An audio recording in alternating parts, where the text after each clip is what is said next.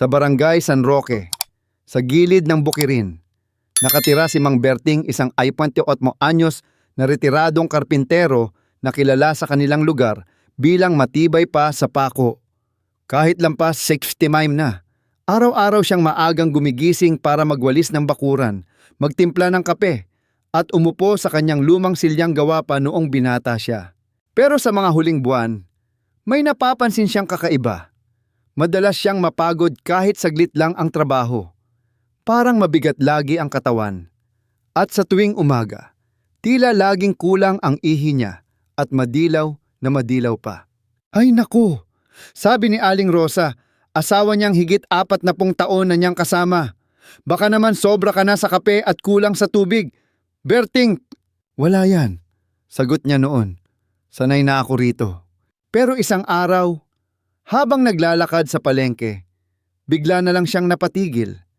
Para bang may humigpit na tali sa baywang niya at parang sumisikip ang likod. Pinilit niyang umupo sa gilid ng tindahan ng prutas at doon siya nakita ni Aling Rosa. Takot na takot. Pagkakita pa lang ng doktor sa resulta ng kaniyang urinalysis, agad itong napakunot noo. Mang Berting, meron na po kayong early signs ng chronic kidney disease o CKD. Mabutit na agapan. Pero kailangang magbago kayo ng lifestyle. Napakamot sa ulo si Mang Berting. Dok, iinom lang ako ng gamot. Di ba? Umiling ang doktor. Hindi sapat ang gamot kung patuloy kayong kumakain at umiinom ng hindi angkop. Kailangan nyo ng pagbabago lalo na sa kinakain tuwing umaga. Mula sa araw na iyon, nagdesisyon si Mang Berting babaguhin niya ang kanyang umaga. Pero hindi niya alam kung saan magsisimula. Sanay siya sa kape, kanin, itlog, at minsan ay tuyo o longganisa. Wala sa radar niya ang prutas para sa kidney. Hanggang isang araw, dumaan si Aling Sally, ang kapitbahay nilang dating barangay health worker.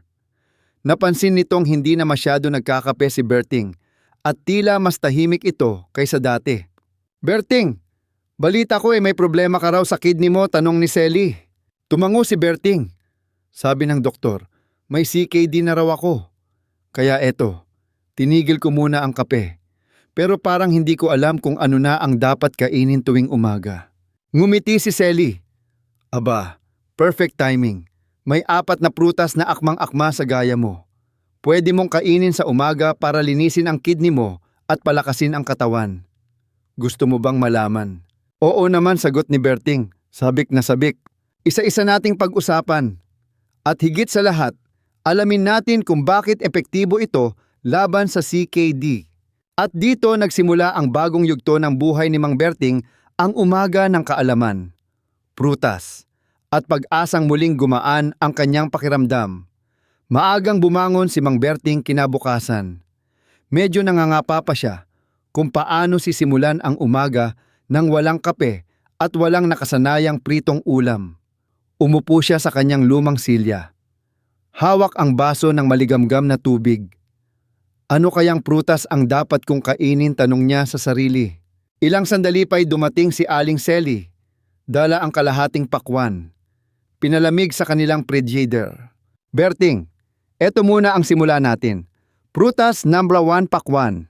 Pakwan abay, paborito ko yan tuwing tag-init. Sagot ni Mang Berting, pero hindi ba't puro tubig lang yan? Yan ang akala ng marami.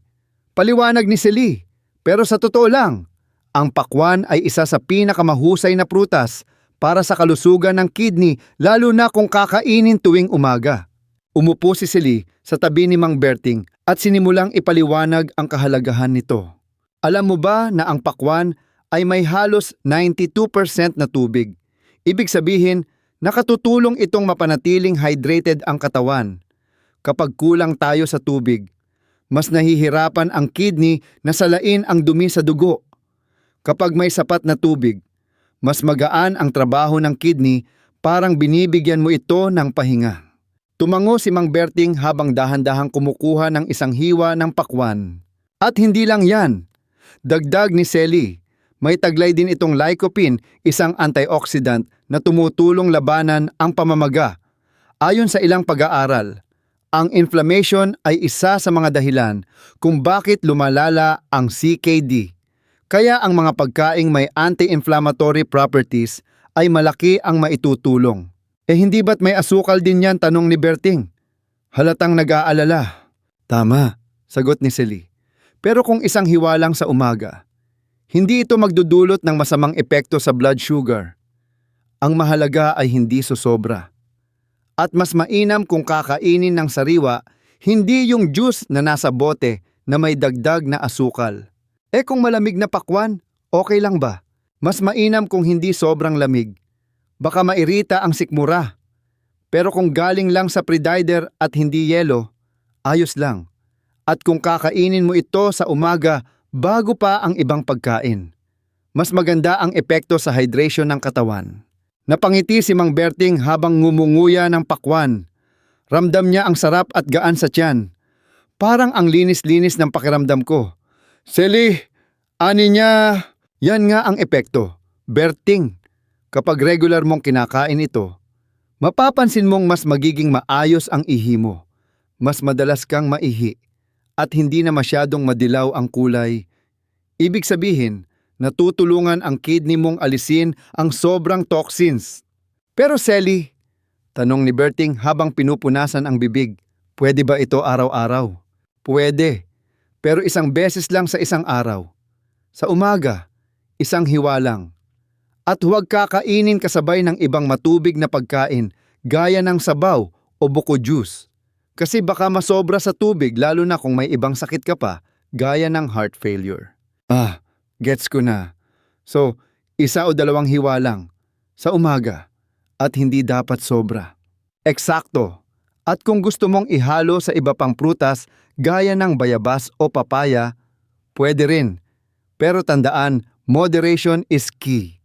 Dahil sa kaalaman na iyon, muling binuksan ni Mang Berting ang kanyang maliit na notebook at isinulat, Prutas 1, Pakwan, tumutulong sa hydration.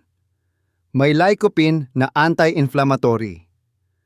Mainam kainin sa umaga. 1 to 2 hiwa lamang.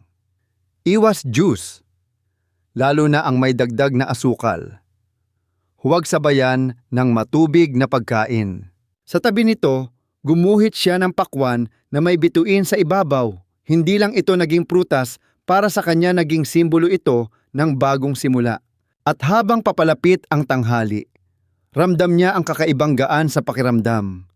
Hindi dahil sa init ng panahon, kundi sa panibagong pag-asa na dala ng tamang kaalaman sa pagkain. Kinabukasan, habang umuupo si Mang Berting sa kanyang silya na may dalang notebook, napansin niya sa kanyang bakuran ang isang punong bayabas. Matagal na itong naroroon, pero hindi niya masyadong binibigyang pansin maliban na lang kapag may sakit ang tiyan o sugat sa balat ang mga apo. Bayabas. Parang hindi ko masyadong binibigyan ng importansya. Bulong niya. Halos kasabay ng kanyang pagmumuni-muni ay dumating si Aling Celie. May dalang 3 pirasong bayabas. Berting, ito na ang prutas number 2 natin, bayabas. Napataas ang kilay ni Mang Berting. Celie, seryoso ka? Akala ko pang sugat lang yan o panglinis ng tiyan. Tumawa si Celie. Yan ang akala ng karamihan. Pero alam mo bang ang bayabas ay isa sa pinakamakapangyarihang prutas para sa kidney? Lalo na kung kakainin tuwing umaga. Talaga, paano? Ganito, simula ni Celie, ang bayabas ay punong-puno ng vitamin C, mas mataas pa kaysa sa orange. At ang vitamin C ay tumutulong sa immune system, lalo na sa mga taong may CKD na madaling dapuan ng impeksyon. Ano naman ang koneksyon ng vitamin C sa kidney? Malaki. Kapag malakas ang resistensya mo, hindi madaling masira ang mga tissues ng kidney.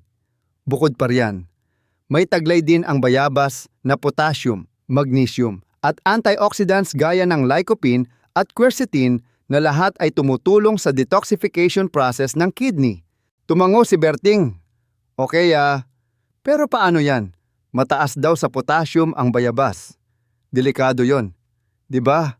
Depende, sagot ni Celie. Kung nasa early stage ka ng CKD at walang abnormality sa potassium level mo, okay lang ang 1 o 2 piraso sa isang araw. Lalo na kung bayabas na hilaw-hilaw pa. Mas mataas ang fiber content at mas makabubuti sa digestion. Nakakatulong din ito para ma-regulate ang blood sugar at kolesterol na parehong konektado sa pagkasira ng kidney. Paano kung nilaga ang dahon at inumin, tanong ni Berting? Okay rin, pero ibang usapan yon. Ang pinag-uusapan natin ngayon ay pagkain ng prutas sa umaga.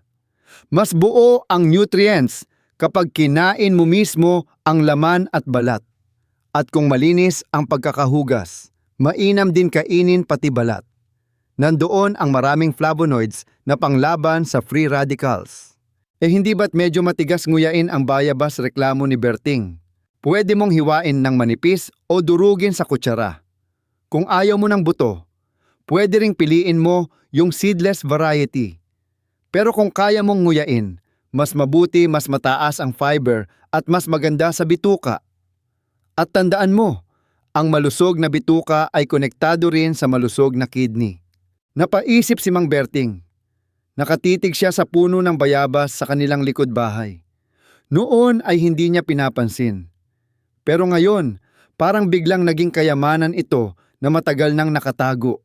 Kumuha siya ng isang prutas, nilinis sa tubig na may asin, at dahan-dahang kinagat. May tamis at may asim. Pero parang masarap lalo dahil alam kong may pakinabang, sabi niya, kinagabihan. Habang isinusulat sa kanyang notebook ang natutunan, inilista niya ang prutas doa, bayabas, mataas sa vitamin C, antioxidants, potassium, panglaban sa infection at oxidative damage. Nililinis ang dugo, tumutulong sa blood sugar. Best kainin ng hilaw tuwing umaga. Iwas kung may advanced kidney disease na may hyperkalemia. Huwag sosobra sa 1 to 2 piraso kada araw. Gumuhit siya ng bayabas na may bituin at pusong malinis sa gilid, simbolo ng isang simpleng prutas na tahimik palang tumutulong sa kalusugan. At bago matulog, napatingin muli siya sa puno sa labas ng kanyang bintana. Hindi ito ordinaryong halaman. Isa pala itong matagal ng tagapagligtas na naghihintay lang na mapansin. Bahagi 4. Prutas 30.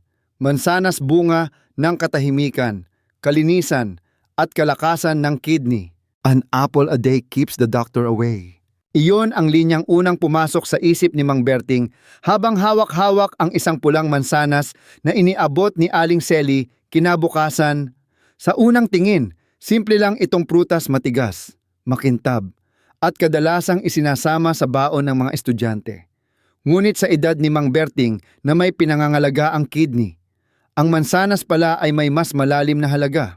Shelly, pangbata lang yata to ah. Biro ni Berting habang tinitingnan ang mansanas. Hindi ah, sagot ni Shelly habang umuupo sa silya niya.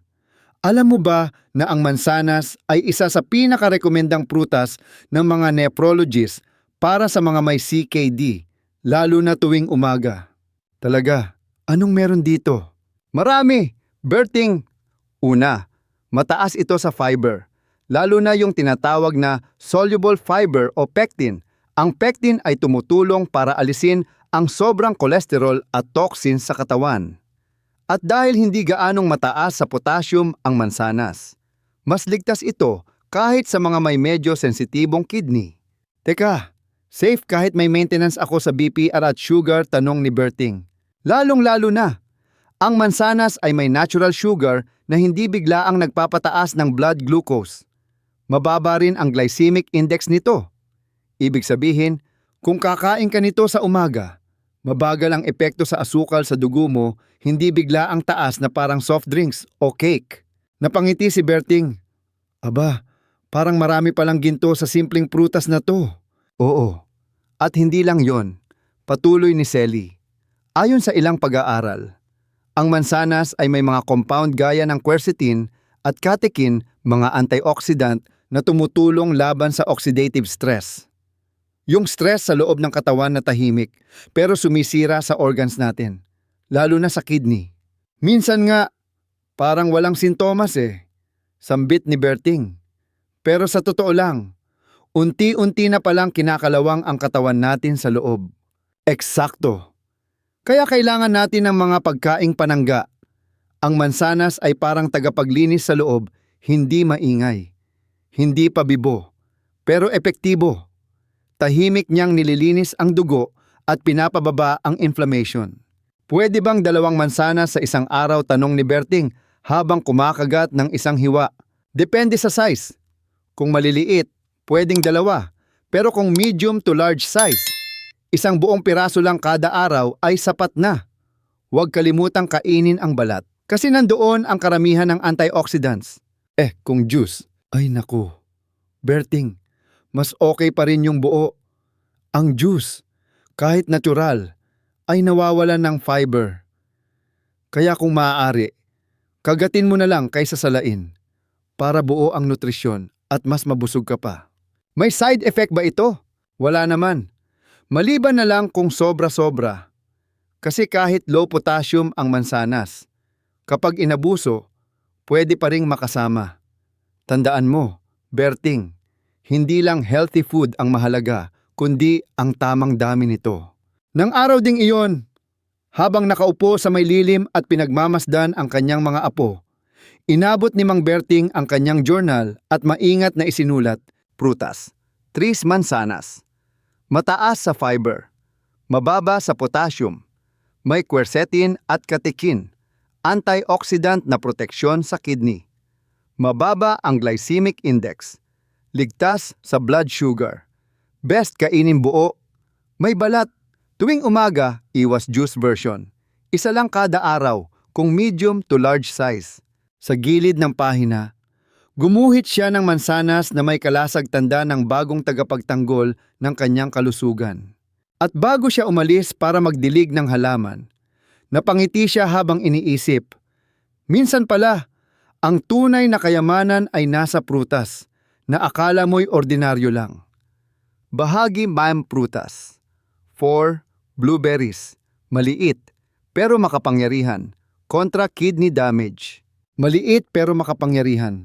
Iyan ang unang sinabi ni Aling Selly kinaumagahan habang inaabot kay Mang Berting ang isang garapon na may laman na tila maliliit na ubas na bughaw ang kulay. Blueberries. Sambit ni Selly. Ang huling prutas sa listahan natin pero hindi ibig sabihing pinakamahina. Sa totoo lang, ito ang pinaka-espesyal. Napakamot sa ulo si Mang Berting.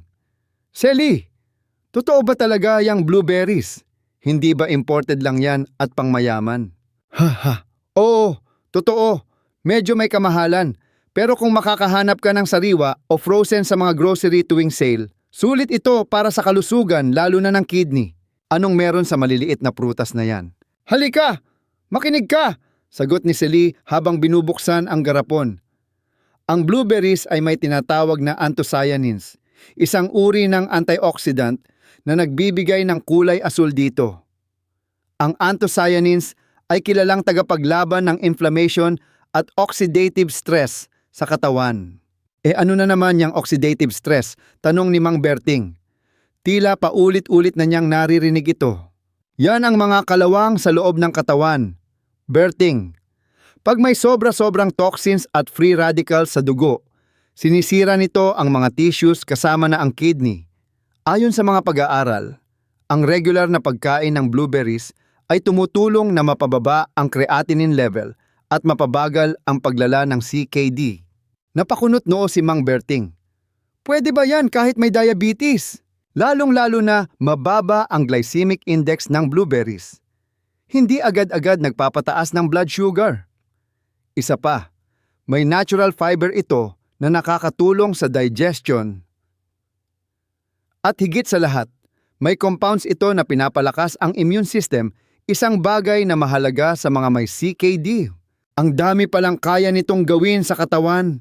Sambit ni Mang Berting habang kumukuha ng isa at inilalagay sa bibig. Tikman mo. Hindi gaanong matamis. Pero may kakaibang sarap, di ba? Oo nga. At parang nakakaengganyong kainin dahil maliit lang. Parang chichirya. Ngunit agad siyang pinigilan ni Selly. Ay, dahan-dahan lang. Kahit pa maganda sa katawan, hindi ibig sabihin ay pwede nang abusuhin. Sa mga senior, Sapat na ang kalahating tasa ng blueberries sa isang araw. Mas mainam kung tuwing umaga, kasama ng ibang prutas o oatmeal. Pwede ba ito ihalo sa yogurt o gatas, tanong ni Berting? Kung unsweetened yogurt, pwede. Pero iwasan ang yogurt na flavored o may dagdag na sugar. Sa gatas naman, mas okay kung low-fat o plant-based gaya ng almond milk kung gusto mong gawing smoothie. Yung dried blueberries, mas delikado yon kasi kadalasan ay may dagdag na asukal. Kung dried man, siguraduhin mong no sugar added at limitahan lang sa kaunting bilang. Ang mas maganda pa rin ay fresh or frozen blueberries. Kinagabihan, habang nagre-reflect sa kanyang learning sa araw na yon, isinulat ni Mang Berting sa kanyang food journal ang bagong entry. May anthocyanins, antioxidant panlaban sa kidney damage, mababa ang glycemic index, ligtas sa diabetics, may fiber, vitamin C, at immune-boosting properties. Best kainin tuwing umaga. 1/2 tasa lang. Iwas sa dried na may added sugar. Hindi dapat araw-araw kung may gout dahil sa purine content ng ibang berries. At sa tabi ng tala, gumuhit siya ng maliit na tumpok ng blueberries na may kalasag sa gitna, tanda ng proteksyon laban sa sakit. Habang sinasara niya ang notebook, hindi niya maiwasang mapangiti. Mula sa hindi alam, ngayon ay parang unti-unti nang nagiging eksperto si Mang Berting pagdating sa prutas para sa kidney. At sa bawat umagang lumilipas, hindi lang katawan niya ang luminis, pati isip at puso ay mas naging malinaw. Dahil minsan, ang lunas ay hindi laging gamot. Minsan, nasa plato lang ito. O kaya'y nasa isang maliit, bughaw na prutas. Isang linggo matapos simulan ni Mang Berting ang kanyang bagong gawi sa pagkain ng prutas tuwing umaga. Napansin niya ang ilang magagandang pagbabago, mas magaan ang kanyang pakiramdam sa katawan. Mas regular ang kanyang pag-ihi. At mas bihira na ang pananakit sa ibabang bahagi ng likod. Hindi rin siya madaling mapagod tulad ng dati. Habang nakaupo siya sa lilim ng puno ng bayabas, muling dumating si Aling Selly. Dala ang isang maliit na tray na may laman kalahating hiwa ng pakwan, isang bayabas, isang mansanas, at ilang pirasong blueberries na nakalagay sa maliit na tasa. Berting, kumusta ang kidney warrior nating umaga? Napangiti si Berting. Selly, hindi ko akalaing sa simpleng pagkain ng prutas lang ay mararamdaman ko agad ang pagbabago. Yan ang sikreto. Hindi kailangan ng mamahaling gamot palagi. Minsan, nasa tamang pagkain lang ang susi. Pero Selly, tanong ni Berting habang tinitingnan ang tray, pwede ko bang pagsabayin ang 4 na to sa isang almusal? Magandang tanong. At oo, pwede basta alam mo ang tamang dami at tamang kombinasyon. Kaya ngayon, tuturuan kita kung paano ito isama sa umaga mo para mas maging epektibo. 1. Simula uminom muna ng maligamgam na tubig. Bago mo kainin ang alinman sa mga prutas na to, Berting, paliwanag ni Selly, uminom ka muna ng isang baso ng maligamgam na tubig. Nakakatulong ito para ma-activate ang iyong digestive system. Isipin mo, para mong pinapaandar ang makina bago mo paandarin ang sasakyan. Tumango si Berting. Ginagawa ko na rin yan simula nung ituro mo. 2 unang kain, pakwan. Unang prutas na kakainin mo ay pakwan. Dahil ito ay 92% tubig. Ito ang magsisilbing panlinis agad ng kidney. Pero tandaan mo, 1 o 2 hiwa lang. At siguraduhin hindi mo kakainin ito kasabay ng kanin o sabaw. Pwede bang lagyan ng asin, tanong ni Berting? Mas mainam kung huwag na. Ang asin ay dagdag sodium. At ayaw natin ng ganon kung may CKD. Tikman mo na lang sa natural nitong tamis. 3. Pangalawa, bayabas. Pagkatapos ng pakwan, maghintay ka ng kaunting minuto, tapos kainin mo ang bayabas. 1 lang, at dapat ay hinugasan ng maigi. Pwede mong kainin kahit may balat, basta malinis. Ang bayabas ay tutulong sa immune system mo at magbibigay ng fiber para sa digestion. Okay yan, gusto ko na rin ang lasa niyan ngayon, sabi ni Berting habang ngumunguya. 4. Pangatlo, mansanas. Pagkatapos ng bayabas, ay mansanas naman. Isa lang din at mas mainam kung may balat dahil ang fiber nito ay sumisipsip ng toxins mula sa bituka na kung hindi mailalabas ay maaaring makaapekto sa kidney. Yan ang pinaka-favorite ko ngayon. Dagdag pa ni Berting. Tribe, panghuli, blueberries. At ang panghuli, ang blueberries. Maliit pero punong-puno ng antioxidants. Limitado lang dapat kalahating tasa o mga 10-15 piraso. Ito ang tatapos sa prutas mo sa umaga parang pangharang sa mga free radicals na maaaring sumira sa kidney mo. Pero hindi ba't parang marami yan? Sally tanong ni Berting. Hindi kung tama ang sukat at pagkakasunod. At hindi mo kailangan kainin lahat sa loob ng 5 minuto. Dahan-dahan lang. I-enjoy mo. Mas mabuti kung kasabay mo ay isang tasa ng herbal tea o plain na tubig lang. Paalala ni Sally, ang sikreto sa meal plan ng senior ay hindi lang kung ano ang kinakain, kundi kailan at paano ito kinakain. Hindi kailangang sabay-sabay. Ang mahalaga, malaman mo ang epekto ng bawat isa at matutong pakinggan ang katawan mo. Muling binuksan ni Mang Berting ang kanyang food journal. Sa isang buong pahina, isinulat niya, umagang meal plan para sa kidney health. 1 na basong maligamgam na tubig. 1 to 2 hiwa ng pakwan. 1 buong bayabas hinugasan, may balat. 1 medium na mansanas may balat. 1 batasa ng blueberries. Optional herbal tea o tubig. Sa tabi ng tala, gumuhit siya ng araw na sumisikat at mga prutas sa paligid nito, tanda ng bagong siklo ng kanyang araw-araw. At habang lumalalim ang kanyang pagkaunawa sa pagkain, napagtanto niya na hindi pala mahirap ang pagiging malusog.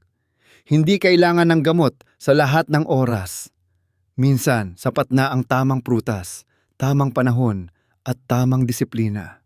2 buwan na ang lumipas mula nang simulang sundin ni Mang Berting ang umagang meal plan na binuo nila ni Aling Sally, prutas tuwing umaga, maligamgam na tubig, at pag-iwas sa nakasanayang matatabang pagkain at labis na asin. Ang resulta, hindi lang siya naging mas magaan sa katawan, kundi mas malinaw rin ang kanyang kaisipan at direksyon sa buhay.